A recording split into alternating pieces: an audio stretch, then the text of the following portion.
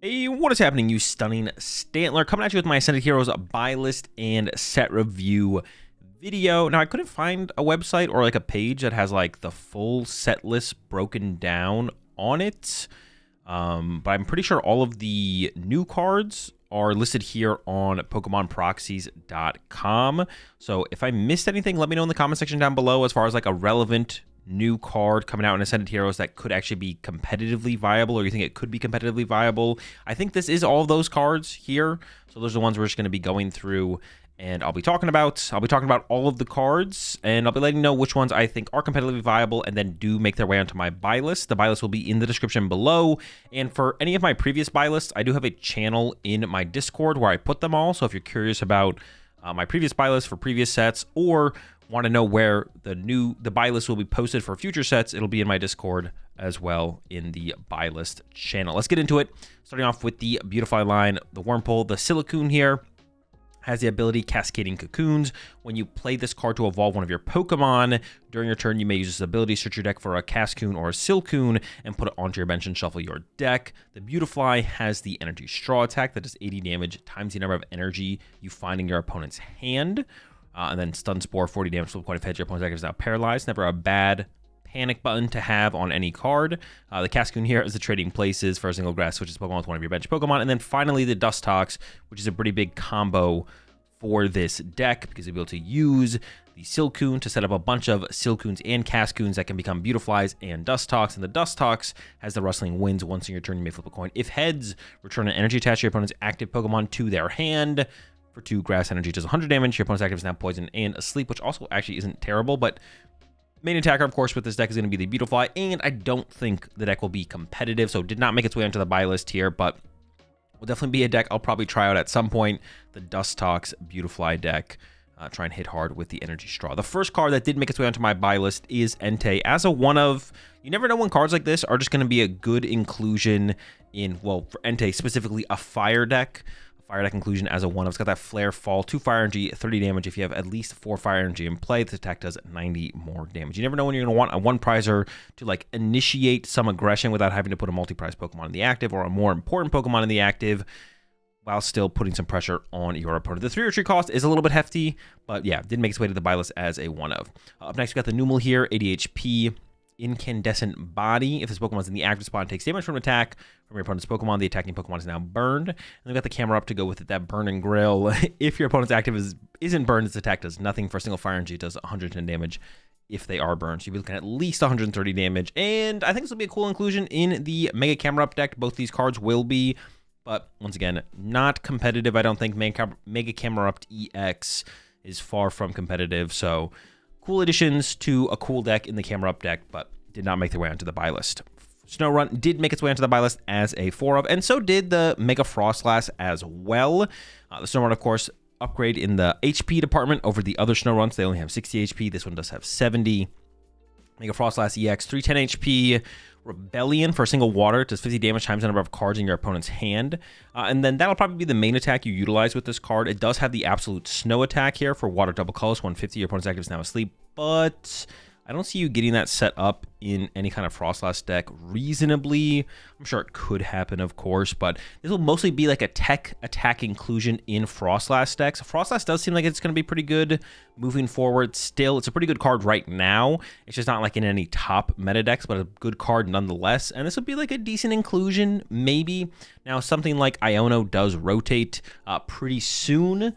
We will have some time with Mega Froslass plus Iono, but I would see Mega Froslass probably becoming good in a Froslass deck post-rotation, not pre-rotation. So we're probably going to be waiting to see Mega Froslass actually see competitive play until after rotation in some kind of Froslass deck. But yeah, Mega Froslass does make its way onto the buy list as a 2 of. Up next, we got the Ends Vanillix line.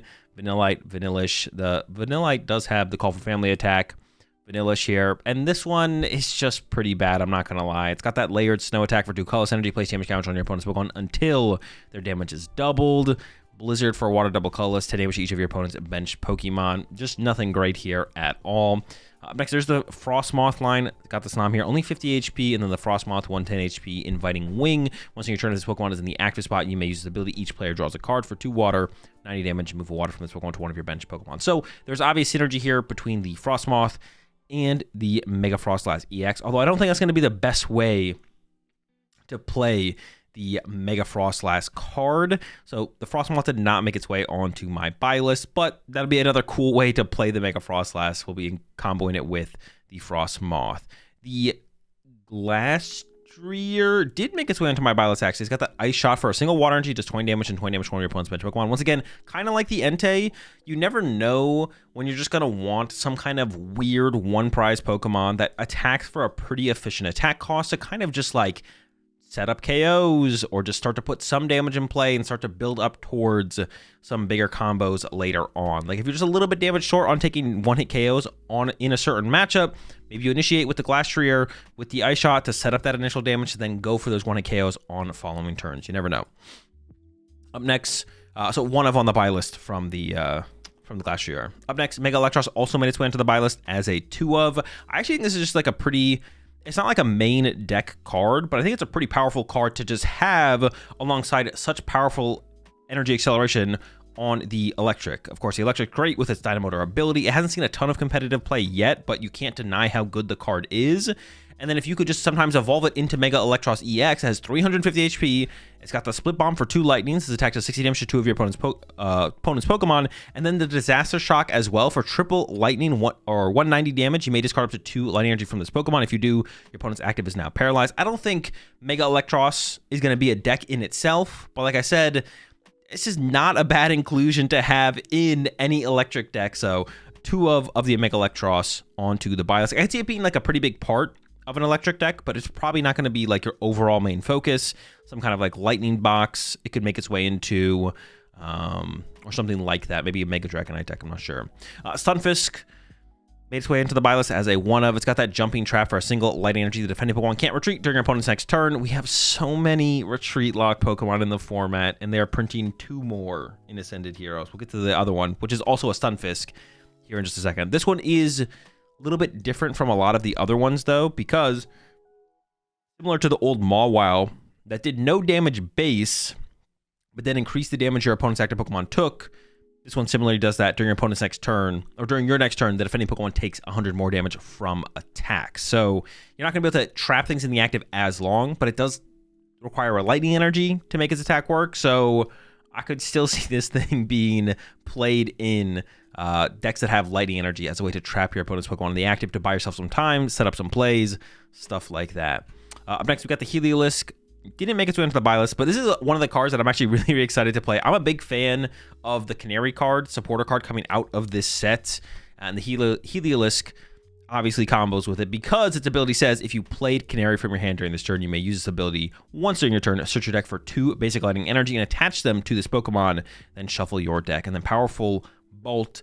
Lightning colors 70 damage. Flip a coin for each energy attached to this Pokemon. This attack does 70 damage times the number of heads. And as long as it's translated correctly here for each energy, you could also play this with powerful energy to get a +3 flips to your powerful Bolt attack. So yeah, gonna be a ton of fun. Not gonna be very competitive, I don't think, but I'm excited to try it out. The Tapu Koko here with that first flight attack for single light energy. You may use this attack during your first turn. Discard your hand and draw 5 cards. Just a pretty unique attack. So I did put it on the buy list as a 1 of. Of course, it'd be something you'd be looking to use on your first turn, going first, and maybe sometimes going second as a way to just like cycle your hand along. And particularly powerful because it gives you additional consistency boost on that first turn going first. So yeah, put as a 1 of on the buy list. Nothing crazy. Got the Rocket's Executor here. Not a very good card. Flip 3 coins. If they're all heads, knock out one of your opponent's Pokemon. It's more than just the active, but yeah, this card is just... I mean, it's kind of a good meme, I guess. That's like pretty cheesy. You can do weird stuff with it as well, where you could like... You're obviously going to play it in like a Rockets deck. You could like Giovanni's something into the active to try and trap it while you sit there and try Kinesis over and over again to try and knock out your opponent's more important Pokemon. But yeah, definitely not going to be competitive That is for sure. We got the Mismagius line here. The Mischievous has Ascension for a single Psychic Energy. Search your deck for a card that evolves from this Pokemon and put it onto this Pokemon to evolve it. Then shuffle your deck. So I did put the Mischievous, or I was thinking about putting the Mischievous on the buy list. I didn't end up putting it on the buy list. The Mismagius here is also like not terrible, but I don't think it's quite good enough. The Mischievous having Ascension, just Ascension is a really powerful attack on pre-evolution Pokemon, of course, so that's why I was considering putting the Mischievous on the buy list, but I wasn't even going to put the Mismagius, and if I'm not putting this Mismagius or Mismagius EX from the previous set of my buy lists, then, I don't know, there's probably never going to be a good Mismagius. So, Assassin's Magic for a Psychic and a Color, 60 damage. If your opponent's active Pokemon is affected by a special condition, put 6 damage counters on one of your opponent's benched Pokemon. It's alright, it's nothing crazy. It's really the Ascension for the Mischievous that kind of catches my eye, something that could be potentially used in a future Mismagius deck. Up next, we got the Hops Trevenant here. Did not make its way onto the buy list, but this card is... Well, hang on, let me talk about the Rotom first. Roto Call, search your deck for as many cards with Rotom in their name as you like and place them onto your bench, then shuffle your deck. That's really powerful for the Rotom deck. So I'm actually really excited for this card because I'm a big fan of the Rotom deck. And then it has the same Gadget Show attack here. 30 damage for each tool card attached to all of your Pokemon. Obviously, not making its way onto the buy list. Hops Phantom here. I actually just never read these cards, I feel like, previously when they initially got revealed. Now, I don't think they're going to be competitive, but it does bring around a possibility of a new way to play the Hops decks.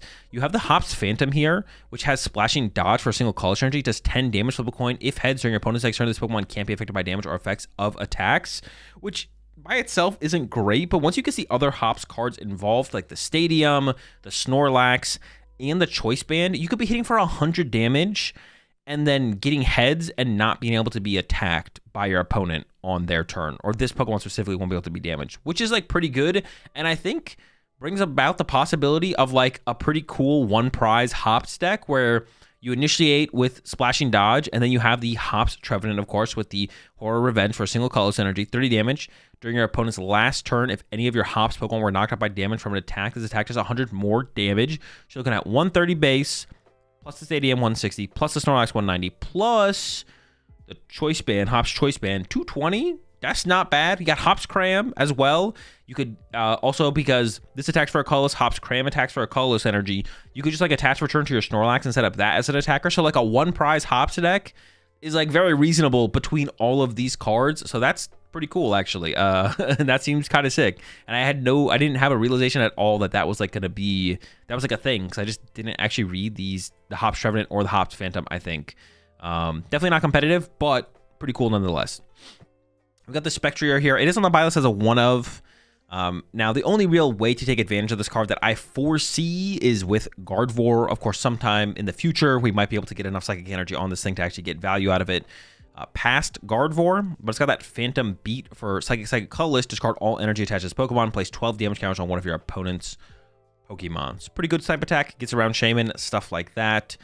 And of course, this set does come out before rotation, so you could theoretically play this in Gardevoir. We haven't seen much of this being played in Japan in Gardevoir, but another option that could be using Gardevoir. If you're a Gardevoir head, you definitely should pick this up. If you're not, maybe not worth it, but yeah, I could definitely see it. If like Shaman got popular enough and you really wanted to be able to go after your opponent's benched pre-evolution Pokemon, I could see this making its way into a Gardevoir deck before rotation. After rotation, I don't see much use for this card, but I guess it could theoretically exist still. Up next, we got the Metacham, another fun deck potentially, especially once we get the card from, what is this other set called? Perfect Order. When we specifically get Tarragon from Perfect Order, put up to a 4-9 combination of fighting Pokemon and basic fighting energy from your discard pile into your hand. That has really good synergy with the Metacham, which says if you don't have exactly 7 cards in your hand, this attack does nothing. But for a single fight energy, you do 150 damage, which is pretty good. And if you could just play Targon over and over and continuously recycle your Metachams, that's pretty efficient. 150 every single turn. Play some tool cards, get those involved so you can effectively 2-hit KO everything. Definitely going to be a cool build there. Mega Halucha, not great. Definitely not on the buy list. And yeah, it just seems kind of bad, to be honest. 250 HP, strong body. When this Pokemon is knocked out by damage from an attack, flip a coin. If heads, this Pokemon is not knocked out. Its remaining HP becomes 10 instead. And then for 2 fighting and colorless, it does 120. If there's a Stadium play, this attack does 140 more damage. Then discard the Stadium. Now, it doesn't have to be full HP for it to get the flip effect of its ability. But even then, I think it's still pretty bad. It's a 3-prize Pokemon. So even if you survive for 1 flip, if the next flip is a Tails, your opponent still possibly got 3 prize cards over 2 turns. Just not a great card overall. Do not have high hopes for the Mega Hawlucha. Even as like a fun meme deck, it just seems kind of miserable to play. So I'm more excited for Metacham than I am Mega Hawlucha, to put it in perspective.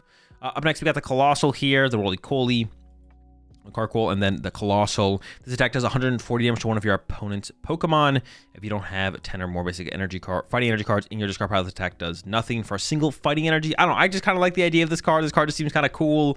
I'm definitely going to be trying it out when it drops for sure at some point. Up next is the Rocket's Honchkrow. Once again, not competitive, but one of my favorite decks in the last year or so has been the Rocket's Porygon deck, which this is definitely worth trying out in there.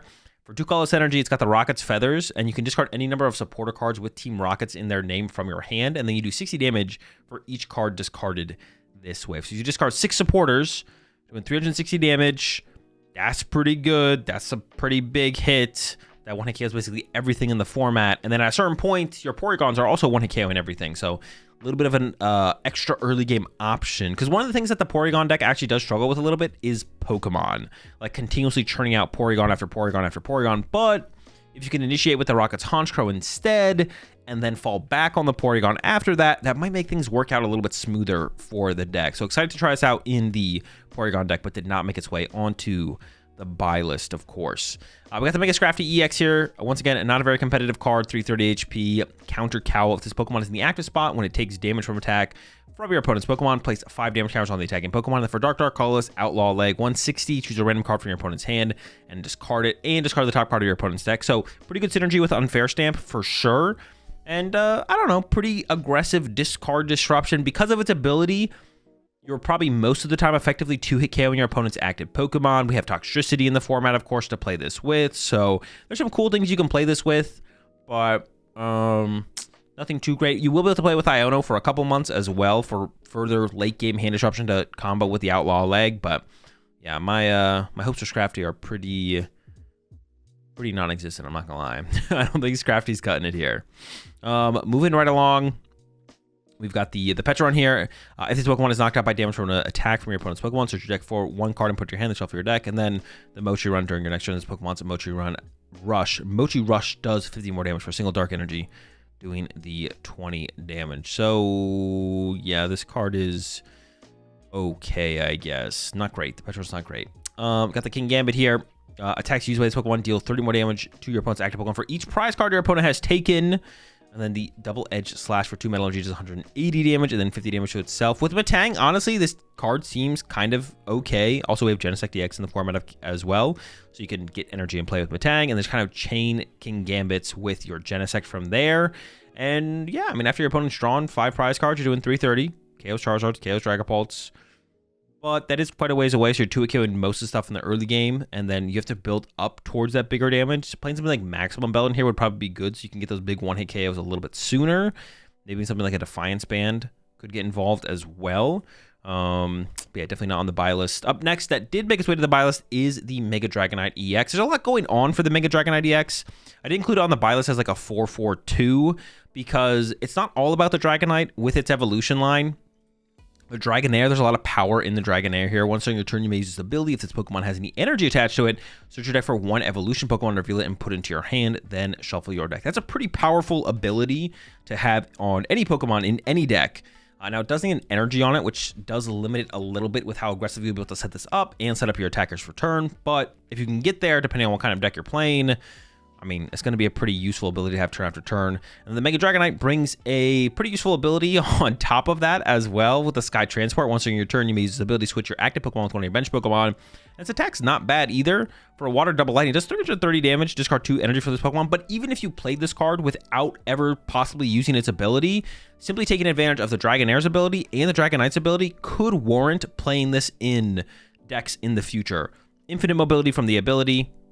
Infinite mobility from the ability, and of course the great searching ability here on the Dragonair. So 4-4-2 for the Mega Dragonite on the buy list. I added Rayquaza. Similar reasons for the Glastrier and the Entei. You just never know when you're going to want a one prize Pokemon that does a little bit of damage and kind of gets the game going for you. So the Assault Break here from the Rayquaza for Lightning and Colorless, 20 damage plus 90 more if it moved from the bench to the active during this turn.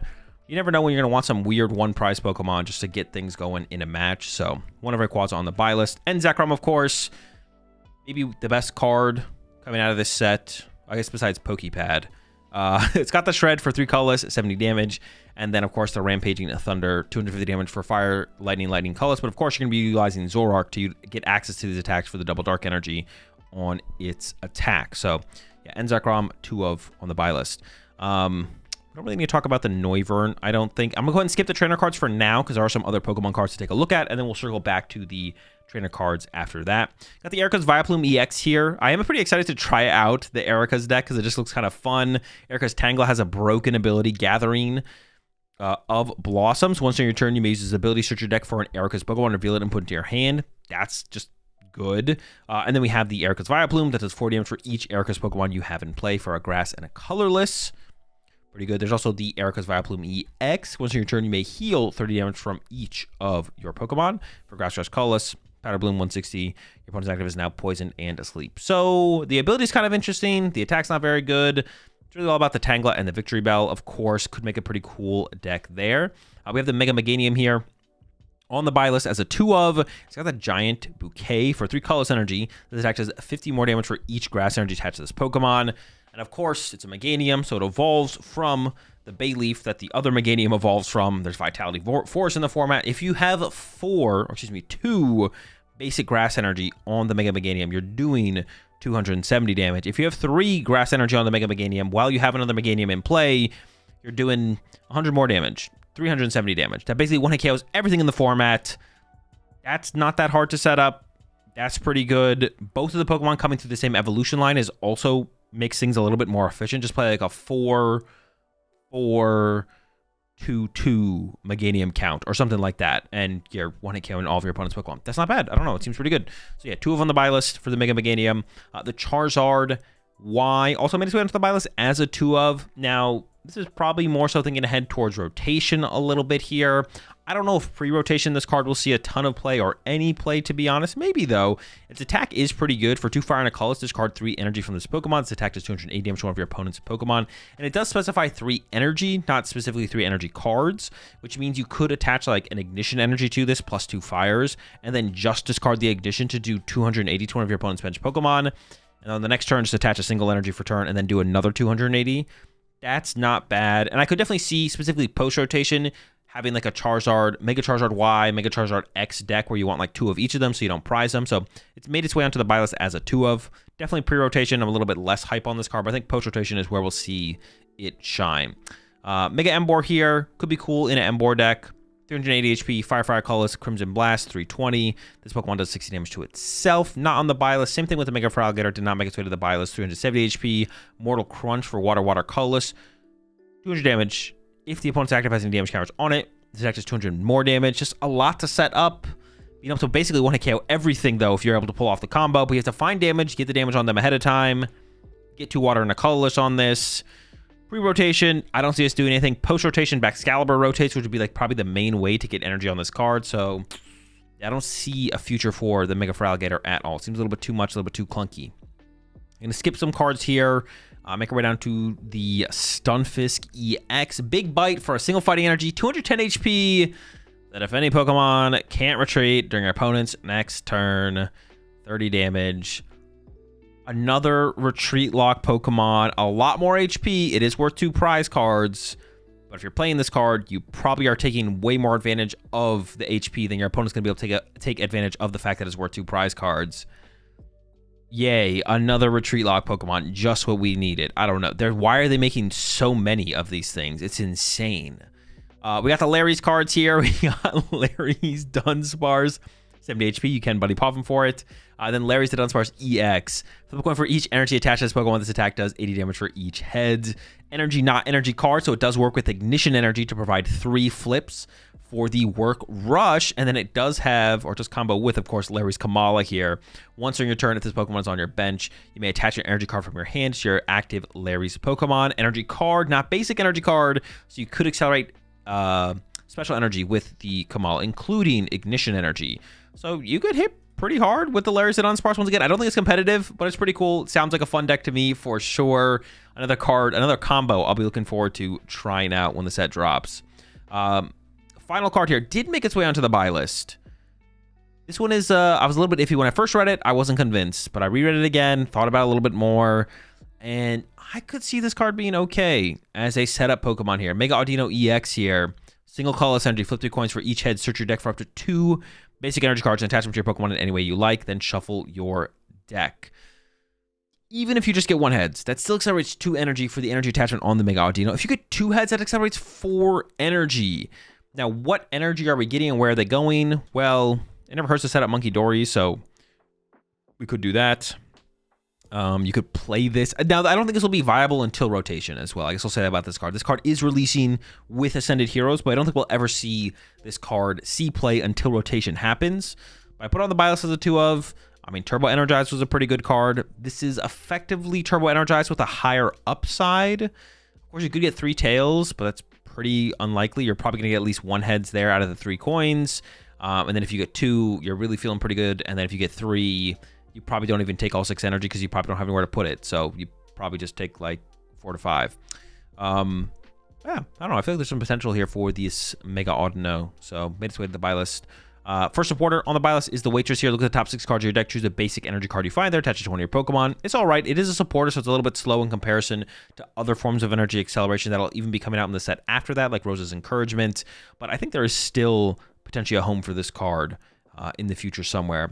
For the trainers, whenever I add them to my buy list, it's always just a 4 of. So I'll just mention that once here real quick, and then we'll go through the rest of the trainers that made its way to the buy list. Starting with that. Pokepad isn't under the Ascended Heroes category here on Pokemon Proxies. For some reason, it's up here. Maybe it also releases in this set as well. I actually don't know. Maybe it's also coming out in perfect order. But for Pokepad on the buy list, of course, literally the best card coming out in the set besides, I guess this is the best card, and Zekrom might be the second best card. Search your deck for a Pokemon that doesn't have a rule box. Reveal and put it to your hand, then shuffle your deck. Pretty good. It's a pretty good card. Definitely want 4, at least. Light Ball, also on the buy list. The attacks of your Pikachu EX, this Pokemon tool is attached to do 50 more damage to your opponent's active Pokemon. Nice buff there for Pikachu EX.